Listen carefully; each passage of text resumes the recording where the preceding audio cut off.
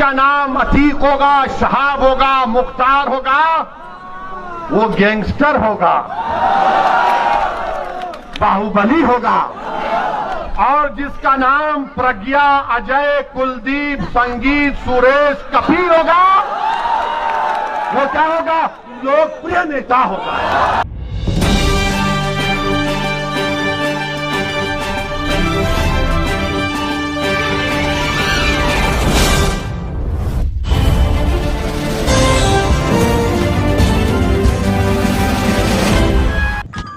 नमस्कार, सलाम, सत श्री अकाल। मैं फरजंद अली। आज की खबर है रुदौली से, जो कि अयोध्या में है, जहां पर आज AIMIM के अध्यक्ष असदुद्दीन ओवैसी ने एक जनसभा की है। सभी मीडिया की निगाहें वहां पर थीं।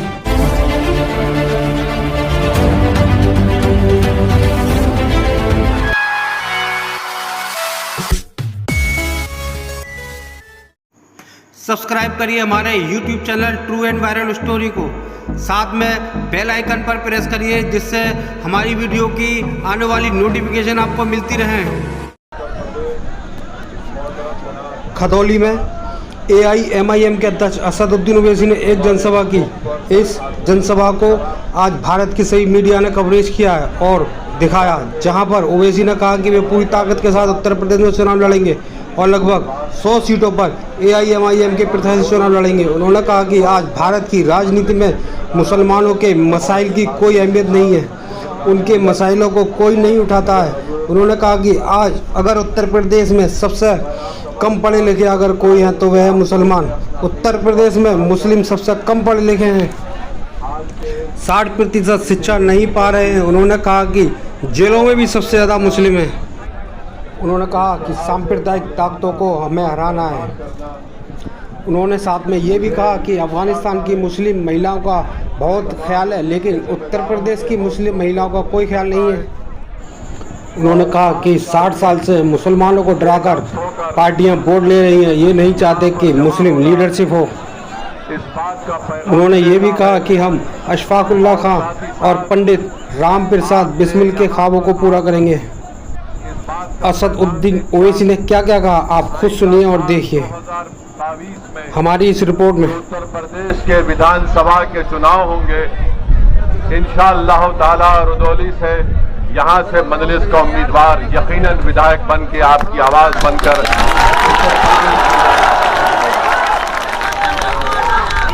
मेरे अजीज दोस्तों, मेरी इज्जतदार माँ और बहनों, मैं ज्यादा वक्त आपके दरमियान में नहीं रहूंगा।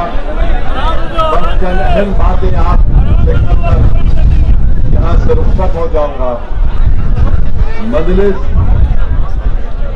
आने वाले विधानसभा के चुनाव में पूरी ताकत और पूरी तैयारी के साथ जनाब मोहतरम शौकत अली की क़यादत में विधानसभा के इलेक्शन को लड़ेगी।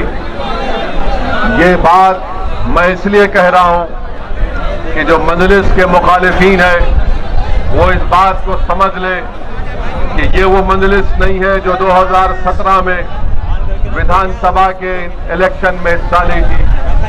इस 5 साल के अरसे में मजलिस ने अपने संगठन को मजबूत किया। मजलिस का पैगाम उत्तर प्रदेश के घर घर पहुंच चुका है।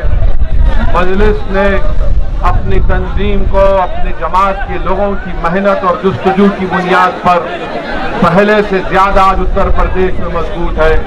और हमारा आपको यही पैगाम है, यही आपसे इल्तिजा और गुजारिश है कि उत्तर प्रदेश में मजलिस की पहली कोशिश ये है कि यहां से आपकी मुस्लिम अक़लियत की एक सियासी लीडरशिप बने। मैं आपको ये बात बताना जरूरी समझता हूं कि उत्तर प्रदेश भारत का सबसे बड़ा स्टेट है, प्रदेश है। यहां पर हर बिरादरी की, यहां पर उनकी एक सियासी ताकत है, उनकी एक पहचान है। अगर उत्तर प्रदेश में अगर किसी की सियासी लीडरशिप नहीं है, किसी की सियासी आवाज नहीं है, किसी के आवाज की अहमियत नहीं है, किसी के आंसुओं की अहमियत नहीं है, अगर कोई यतीमी और लाचारी के माहौल और मायूस हो रहा है तो वो उत्तर प्रदेश का मुसलमान है। और मजलिस ये चाहती है कि आप जमहूरियत को मजबूत करें। भारत की जमहूरियत कैसे मजबूत होगी? भारत की जमहूरियत उस वक्त मजबूत होगी जब सबको उसमें हिस्सेदारी का उसमें हिस्सा मिलेगा। उत्तर प्रदेश में सबको अपना अपना हिस्सा मिल गया। अगर किसी के साथ इंसाफ नहीं हुआ, किसी को उनका हिस्सा नहीं मिला, तो मैं ये साफ तौर पर कह रहा हूं कि उत्तर प्रदेश के मुसलमान हैं जिनको अभी तक उनका हिस्सा नहीं मिला। और क्यों नहीं मिला? इसलिए नहीं मिला कि आपने पिछले 60 साल से सेकुलरिज्म के झूठे वादे पर आपने मुख्तलिफ पार्टियों को वोट किया। कभी आपने कांग्रेस को वोट किया, उनको नेता बनाया, विधायक बनाया, सांसद बनाया, मुख्यमंत्री बनाया, कभी आपने उनको प्रधानमंत्री बनाया, कभी आपने बीएसपी को वोट दिया, उनका मुख्यमंत्री बनाया, आपने समाजवादी पार्टी को वोट दिया, उनका मुख्यमंत्री बनाया। मगर आप अपने दिल पर हाथ रखकर सोचिए कि आपका पूरे उत्तर प्रदेश में आपका कौन है नेता, कौन है आपकी आवाज, कहां है आपकी सियासी ताकत? आज उत्तर प्रदेश में आपके वोट की अहमियत नहीं है, आपके आंसुओं की अहमियत नहीं है, आपके मसाइल की अहमियत नहीं है।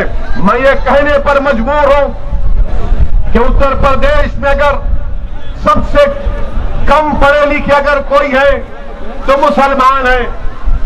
आखिर क्यों कम पढ़े लिखे मुसलमान है? क्या इसका जिम्मेदार असदुद्दीन ओवैसी है? अगर उत्तर प्रदेश में सिर्फ 2% बच्चे ग्रेजुएट होते हैं तो क्या उसका जिम्मेदार असदुद्दीन ओवैसी है? उत्तर प्रदेश में मुसलमान आउट ऑफ स्कूल चिल्ड्रन है, जो स्कूल के बाहर है, जिनकी उम्र स्कूल में तालीम हासिल करने की है, वो 60% है। उसका जिम्मेदार कौन है? उसका जिम्मेदार असदुद्दीन ओवैसी है। उत्तर प्रदेश की जेलों में सबसे ज्यादा अगर दलित भाइयों के साथ अगर कोई इंडस्ट्राइल है तो मुसलमान है। इसका जिम्मेदार कौन है? इसका जिम्मेदार किसी हद तक हमको भी अपने गिरबान में झांक कर देखना है। मैं आपको पैगाम देने आया हूं मेरे अजीज दोस्तों और बुजुर्गों, यकीनन फिरका परस्ती को हराना है, फिरका परस्ती को हराना है। मगर फिरका परस्ती को हराने का मतलब यह नहीं है कि आप खुद हार जाएंगे। फिरका परस्ती को हराने का मतलब यह कि आप जीतेंगे, तभी जाकर बीजेपी को शिकस्त होगी। अगर रुदौली से मंजलिस का उम्मीदवार एमएलए विधायक बनेगा तो यकीनन बीजेपी को यहां पर हम शिकस्त दे पाएंगे। मेरे अजीज दोस्तों और बुजुर्गों, रुदौली में मैं यहां पर खड़े होकर दिल की अमीर गहराइयों से, हमारे इश्तियाक अहमद साहब एक एमएलए हुआ करते थे, भट्टी समाज से उनका ताल्लुक था, मैं उनको खराजी अकीदत पेश करता हूं। आप बताइए, कोई नाम नहीं लेता इश्तियाक साहब का, और फिर मंजलिस पर इल्जाम लगाया जाता है कि मंजलिस इत्तेहादुल मुस्लिमीन वोट काटने के लिए आती है। मेरे अजीज दोस्तों और बुजुर्गों, मंजलिस किसी को काटने को नहीं आती, मंजलिस जोड़ने को आती है, और मंजलिस ये काम करके रहेगी इंशाअल्लाह ताला। मेरे अजीज दोस्तों और बुजुर्गों, अभी हमको यहां के जिम्मेदारों ने बताया कि जो ओवर ब्रिज है रुदौली का,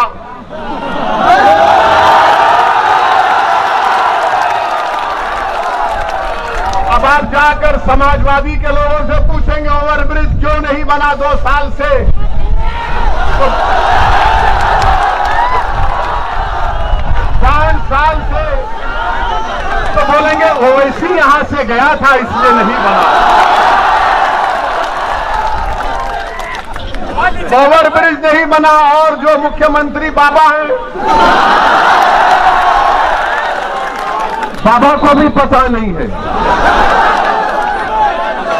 बाबा को बोलेंगे ओवर ब्रिज तो बाबा बोलेंगे नाम बदल दो। यानी हमारा हाल ऐसा हो गया है। और फिर ओवरब्रिज नहीं होने की बिना पर हाईवे पे आने के लिए लंबा सफर 10 किलोमीटर का करना पड़ता है। और दूसरी बात यह है कि यहां पर जो कम्युनिटी हेल्थ सेंटर है माशाल्लाह खंडेर में तब्दील हो चुका है। मेरे अजीज दोस्तों और बुजुर्गों, पाइपलाइन के लिए रोड खोद दी गई है, मगर ये विकास हो रहा है बाबा के दौर में। बाबा के पास एक ही फार्मूला है, जाके बाबा को बोलिए सर वो नाम बदल दो, काम हो जाएगा। फिरोजाबाद में 50 बच्चे डेंगू से मर गए, 50 बच्चे। नाम बदल दो। क्या नाम बदलने से बच्चे मरना बंद हो जाएंगे? मेरे अजीज दोस्तों और बुजुर्गों, फिर ये आपके रुदौली में मेरे पास रिकॉर्ड है, ये अखिलेश भी नहीं बोल सकते, ना कांग्रेस ना बसपा के लोग बोल सकते हैं। वो सिर्फ आपको बोलेंगे वोट डालो, हमको वोट डालो, मगर हासिल क्या हुआ बताइए कि उत्तर प्रदेश में माइनॉरिटीज के लिए, जिसमें मुसलमान भी शामिल हैं, 2019-20 में मोदी सरकार ने बाबा की सरकार को 116 करोड़ रुपए दिए कि मुसलमानों के उन गांवों में जहां पर 25% माइनॉरिटी रहते, काम कराओ, स्कूल बनाओ, अस्पताल बनाओ। 116 करोड़ दिए गए और जिसमें से बाबा की सरकार ने, महाराष्ट्र ने सिर्फ 16 करोड़ खर्चा किए। और महाराज बोलते, मोदी बोलते सबका साथ, सबका विकास, सबका विश्वास। 116 करोड़ में सिर्फ 16 करोड़ खर्चा किए गए। दूसरी बात कि रुदौली तहसील में क्या कोई हायर सेकेंडरी स्कूल है? गवर्नमेंट का है, क्यों नहीं है? क्या हमको हमारे बच्चों को स्कूल में पढ़ाने का शौक नहीं है? क्या आप अपने बच्चों को तालीम दिलाना नहीं चाहते? क्या अपने बेटियों को पढ़ाना नहीं चाहते? तो लोग बोलेंगे नहीं, मुसलमान बच्ची को नहीं पढ़ाना चाहता। अरे दिमाग तेरा खराब है, हम पढ़ाना चाहते, काबिल बनाना चाहते, ताकतवर बनाना चाहती अपनी बेटियों को। इनको अफगानिस्तान के लड़कियों पर जुल्म की बड़ी फिक्र है, मगर रुदौली में बच्चियों के पढ़ने के लिए ये इनका दोगला दोहरा चेहरा है। और फिर आप देख लीजिए कि फिर उत्तर प्रदेश की बाबा की सरकार ने कहा कि कोविड आया तो मई में फैसला किया कि ऑनलाइन स्कूलों को स्कूल में तालीम दी जाएगी। आपको मालूम मेरे भाई, आपके रुदौली में कितने टीचर को कंप्यूटर इस्तेमाल करना आता?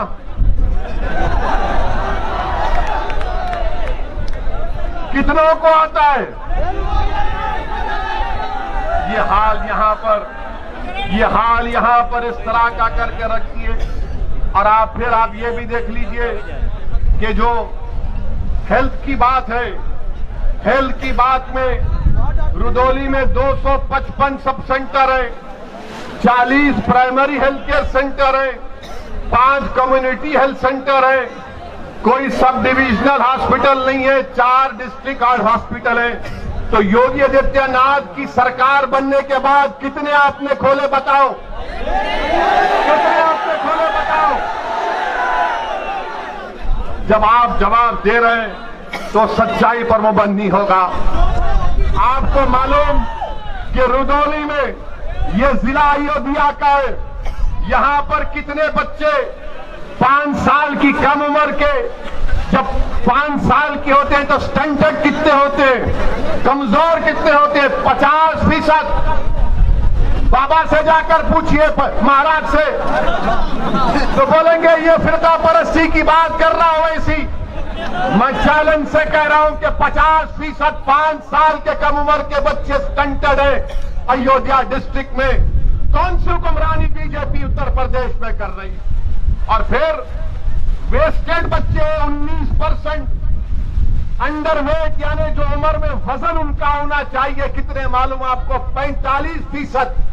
मैं जो कुछ कह रहा हूं, अगर मेरी बहन, मेरी मां मेरी बात को सुन रही है तो कहेगी कि हाँ ये बात सच है कि जिस बेटी को मैंने 9 महीने अपने पेट में रखकर पैदा किया, आज वो स्टेंटेड भी है और उसका वेट भी कम है। मेरे अजीज दोस्तों और बुजुर्गों, वहीं पर ये सरजमीन हम जब यहां पर आ रहे थे तो 2 दिन से हमारे माशाल्लाह मीडिया के बड़े बड़े लोग बोलना शुरू कर दिए, बोलना शुरू कर दिए कि ओवैसी अयोध्या को नहीं जा रहे हैं, ओवैसी अयोध्या का नाम नहीं लेते हैं। मैंने कहा भाई साहब, अयोध्या भी भारत में है, फैजाबाद भी भारत में है और ओवैसी भी भारत में है। अब फैजाबाद की तारीख इनको नहीं मालूम, जो शाम में 6 बजे टीवी पर बैठते हैं, 8 बजे बैठते हैं, 9 बजे बैठते हैं, ऐसा बैठकर भाषण देते हैं, खुतबा देते हैं और ऐसा देते हैं कि बस नरेंद्र मोदी उनको देखे तो कहे कि ये तो मेरा घर वाला। क्या कहा उन्होंने कि ओवैसी को अयोध्या नहीं जा रहे हैं। मेरे भाई, अयोध्या भी जाएंगे, क्यों नहीं जाएंगे? हम जब कश्मीर गए तो अयोध्या नहीं जाएंगे। और फैजाबाद की तारीख, इनको नाम फैजाबाद से इतनी जलन क्यों है? नाम बदल दिया, पेट में दर्द क्यों होता है? फैजाबाद की जेल में क्या अशफाकुल्लाह को फांसी नहीं दी गई थी? क्या फैजाबाद की जेल में अशफाकुल्लाह को जब फांसी दी जा रही थी तो क्या अशफाकुल्लाह जब फांसी के फंदे पर जा रहा था तो उसकी जबान पर कुरान की आयतें थी? जब अशफाकुल्लाह फांसी के फंदे पर गया तो रास्ते में जेल के लोगों से मिलकर कहा कि खुदा हाफिज, मैं अपने रब से मिलने जा रहा हूं। क्या अशफाकुल्लाह ने जब फांसी का फंदा लेकर उसको चूमा और अपने गले में डाला तो पूछने वाले ने पूछा कि बता मरने वाले, तेरी आखिरी ख्वाहिश क्या है? तो अशफाकुल्लाह ने क्या ये नहीं कहा कि ला के रख दे खाके वतन मेरे कफन में? ये मोहब्बत के मज़ार अशफाकुल्लाह ने। ये हमको बोलना पड़ता है, वरना ये 6 बजे, 8 बजे, 9 बजे बैठकर जो चीखे मारते हैं, जो पुकारते रहते हैं कि हाँ माई बाप देख लो हमको आपकी तारीफ में बोल रहे हैं, इनको बताना पड़ेगा, इनको बताना पड़ेगा कि ये लोग बात करते हिंदू और मुसलमान के इत्तेहाद की मोहब्बत की, यकीनन वो पैदा होना चाहिए। और कैसे पैदा होगा? अशफाकुल्लाह और राम प्रसाद बिस्मिल की दोस्ती कैसी थी? राम प्रसाद बिस्मिल अशफाकुल्लाह एक मंदिर के पास बैठे थे शाम के वक्त, एक मुसलमान आ गए मंदिर पर हमला करने के लिए, तो अशफाकुल्लाह ने अपना रिवॉल्वर निकाल कर कहा, खबरदार तुम मंदिर पर हमला नहीं करोगे वरना अशफाकुल्लाह फायर करेगा। ये मोहब्बत की मिसालें थी। क्या आपको मालूम नहीं? सुनिए, मैं थाली बजाने के लिए या आपसे दाद हासिल करने के लिए यहाँ पर नहीं आया हूँ। मैं तुम्हारी थालियों का मोहताज ना कभी था ना कभी रहूंगा। मैं किसी का मोहताज हूँ तो अल्लाह का मोहताज हूँ। मैं तुमको आपको बताने आया हूँ कि अपने दिलों में एक इनकलाब पैदा करो, अपने दिलों में एक तब्दीली पैदा करो। अगर जिंदा हो तो जिंदा कौम की मिसाल बनो, अगर जिंदा हो तो हरकत करो, अगर जिंदा हो तो अपनी पार्टी का वोट दो, अगर जिंदा हो तो तोड़ दो ये तमाम गुलामी की कैदियों की जंजीरों को, जो 60 साल से तुमको डरा डरा कर तुम्हारा वोट हासिल करके हमको बर्बादी के तहने पर लाकर खड़ा कर दिया। मेरे अजीज दोस्तों और बुजुर्गों, अशफाकुल्लाह शहीद को एक मुसलमान जेलर जाकर अशफाकुल्लाह से कहता है कि अशफाकुल्लाह तुम गवाही माफी बन जाओ, तुम ये तमाम जो दीगर हिंदू हैं जिन पर काकोरी ट्रेन का मुकदमा हुआ तुम उनके खिलाफ बोलो। तो अशफाकुल्लाह ने कहा, मैं एक मुसलमान हूं और बाकी मेरे साथी हिंदू हैं, मैं अपने आप को गिरने नहीं दूंगा, ना अपनी कौम को गिरने दूंगा। मैं अंग्रेजों के खिलाफ था और रहूंगा।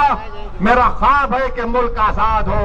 मैं आज रुदौली में खड़े होकर आप तमाम से अपील कर रहा हूं कि अगर हम अशफाकुल्लाह के ख्वाबों को पूरा करना चाहते हैं, अगर हम राम प्रसाद, पंडित राम प्रसाद बिस्मिल के ख्वाबों को पूरा करना चाहते हैं, तो अशफाकुल्लाह ने ये ख्वाब देखा था, अशफाकुल्लाह ने ख्वाब देखा था कि मुल्क जब आजाद होगा तो यहां पर सबको उनका हिस्सा मिलेगा।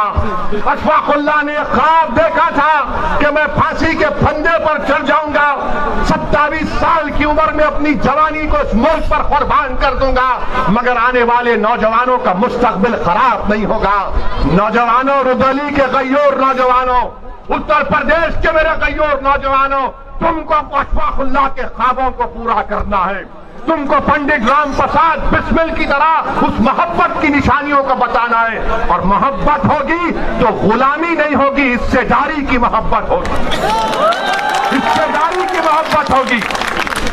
ख्वाब अशफाकुल्लाह ने देखा था, अब उन ख्वाबों को पूरा करना आपकी जिम्मेदारी है। ख्वाब देखना शुरू करो और ख्वाबों को पूरा करने के लिए जिद्दोजहद करना पड़ेगा। यकीनन रास्ते में मसाइब और मुश्किलात आएंगे, कोई रास्ता आसानी से हम अपनी मंजिल मकसूद को आसानी तक नहीं पहुंच पाएंगे। जुस्तजू करना पड़ेगा, जिद्दोजहद करना पड़ेगा, ईसार और कुर्बानियों के मजारे करना पड़ेगा। मेरे अजीज दोस्तों और बुजुर्गों, जब हम अपने इन ख्वाबों को पूरा करेंगे तब जाकर हम एक सियासी कुव्वत बनकर यहां पर उभरेंगे। मेरे अजीज दोस्तों और बुजुर्गों, मैं आपको यह भी बताना चाहूंगा कि रुदौली में यहां पर जहां पर हमने इश्तियाक अहमद साहब का जिक्र किया तो रुश्दी मियां का भी जिक्र करना।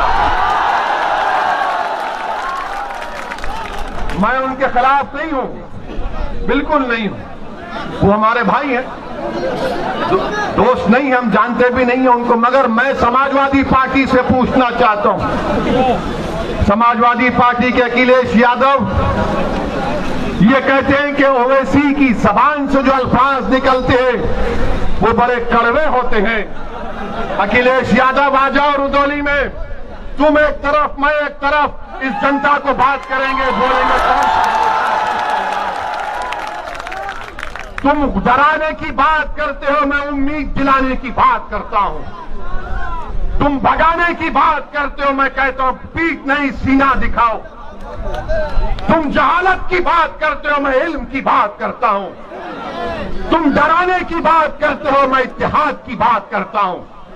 ये मजलिस इत्तेहाद और मुस्लिमीन का पैगाम। और यहां पर आप जानते हैं कि पहली मर्तबा अब्बास अली जैदी रुश्दी मियां जब हारे तो 1000 वोट से हारे। 5 साल के बाद जब 2017 में इलेक्शन हुआ तो रुश्दी मियां 31,000 वोट से हार गए। मैं तो नहीं रहा था ना अखिलेश।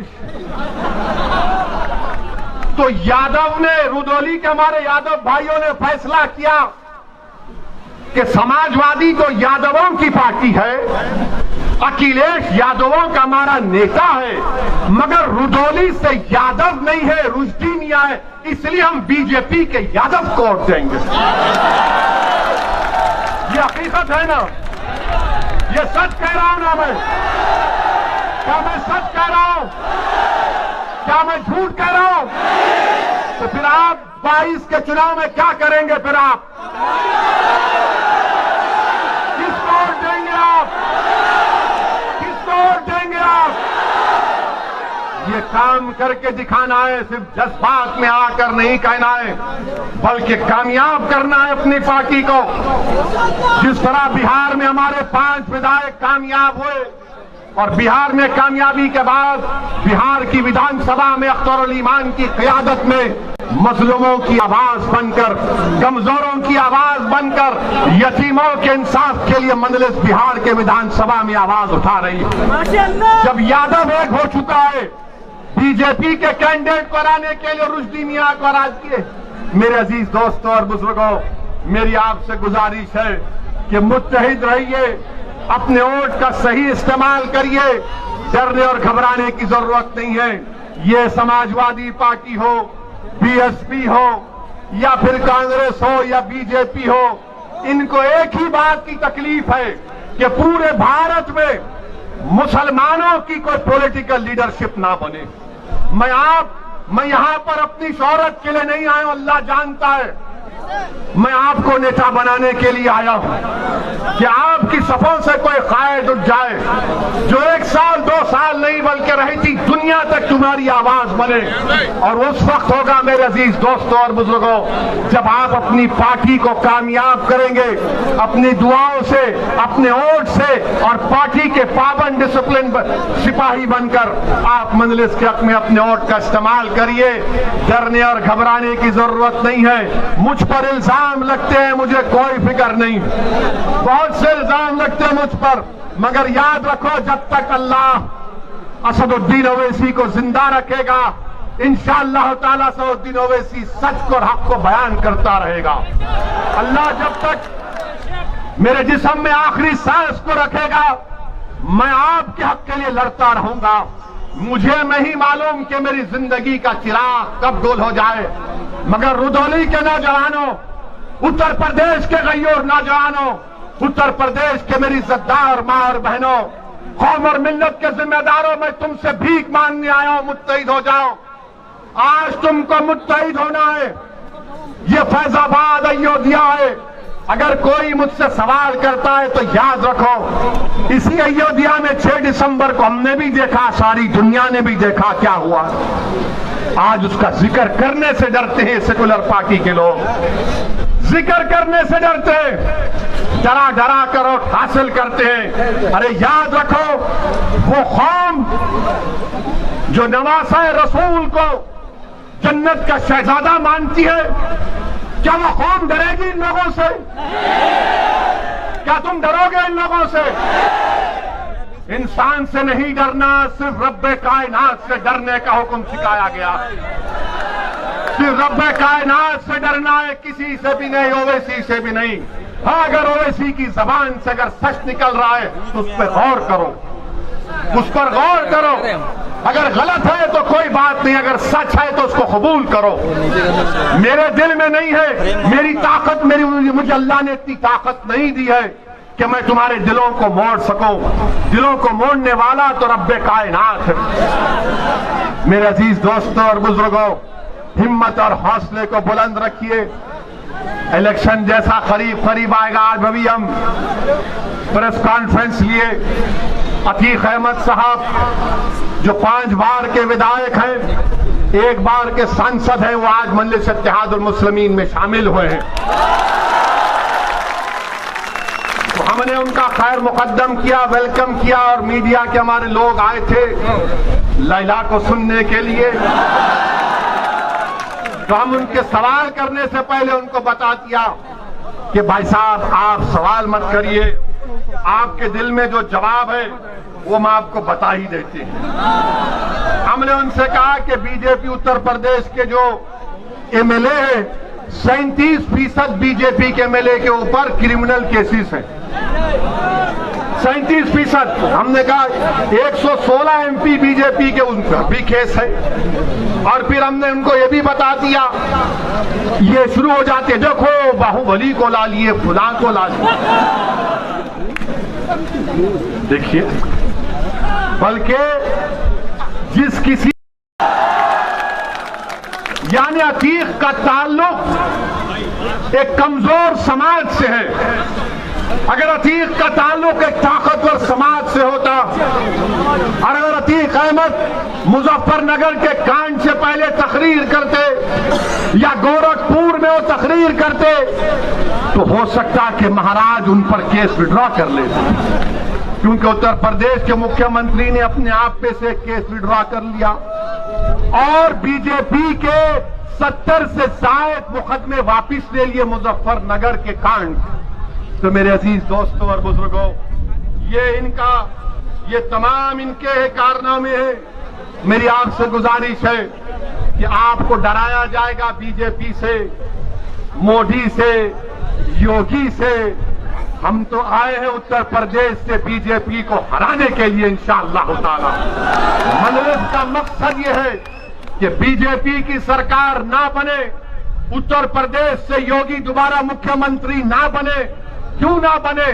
क्योंकि योगी आदित्यनाथ की सरकार ने गंगा में लाशें बह रही थी, ऑक्सीजन नहीं था, दवाएं नहीं थी, जलाने के लिए लकड़ी नहीं थी, दफनाने के लिए जमीन नहीं थी। और अगर किसी गरीब ने इन तमाम की नहीं होने की बिना पर नदी के किनारे जमीन पर दफना दिया तो दुनिया ने देखा कि कुत्तों ने किसी के बाप और भाई और बहन की लाशों को लोट लोट कर खाया।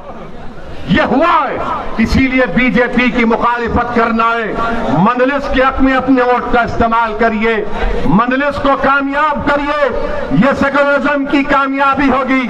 पार्लियामेंट में आपने देख लिया, कोई आकर ये कहेगा इस सेकुलर पार्टी का, अरे ओवैसी के तो 2 MP हैं, क्या खोल लेगा। अरे भारत की पार्लियामेंट देखती है कि असदुद्दीन ओवैसी के साथ इम्तियाज जलील है, दूसरी तरफ मोदी के 300 है, मगर जब एक तुम्हारा भाई टोपी और दाढ़ी के साथ खड़ा हो जाता है तो 300 में दर्द शुरू हो जाता है। और हम किसी मजहब के खिलाफ नहीं बोले, आज तक ना बोलेंगे इंशाअल्लाह ताला। मैं तो मिसाल दिया कि अशफाकुल्लाह की और बिस्मिल की मिसाल आपको दिया, मगर याद रखो ये लोग क्या बोलते कि मिल जाओ, मिलेंगे, दिल मिले हुए हैं मगर हिस्सेदारी चाहिए। 19% यादव है, 19% मुसलमान है, 9 या 10% यादव है, मगर मुख्यमंत्री आपका ही बनेगा और हमको चपरासी की भी नौकरी नहीं मिलेगी, हमारे बच्चों को स्कूल नहीं मिलेगा, वो ओवरब्रिज नहीं बनेगा, कुछ नहीं बनेगा। आप एक बार अच्छा फैसला करके आने वाले विधानसभा के चुनाव में आप अपना एक रिकॉर्ड पतंग के निशान पर बटन दबाइए, अपनी पार्टी को कामयाब करिए।